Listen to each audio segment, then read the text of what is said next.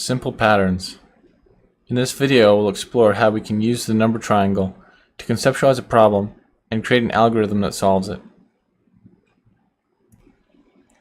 Finding simple patterns with zeros.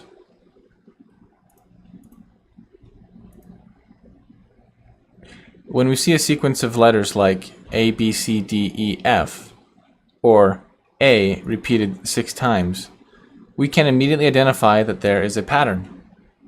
Patterns like incrementation or repetition are obvious, but the principle here extends to patterns that are not as obvious. As observed in the previous video, a 0 in the number triangle is a cue that a simple pattern has occurred. The deeper in the triangle it appears, the more complex the pattern is.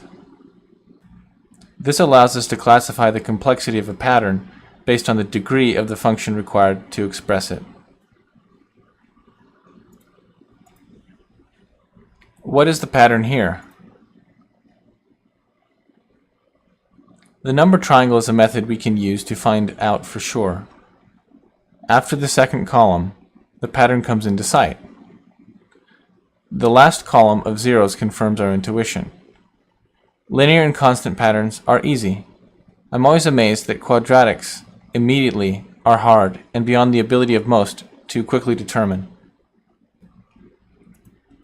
Although after a little while you start to see how they work. The 4-1-1-4 symmetry gives it away that this is the center of a parabola.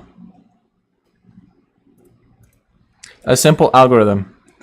Reading blocks from a file or data source.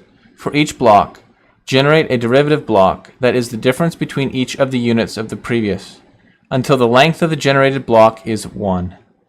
Scan each derivative block for zeros.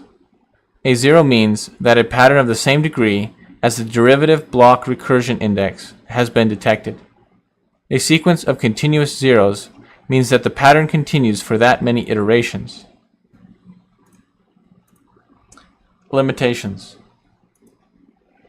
This algorithm only detects patterns that are continuous across adjacent data units.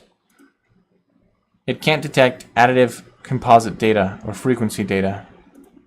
It can't identify additive series or exponential relationships, and much more. A web demo and JavaScript API of the algorithm implemented in this video are available at math.d8data.io.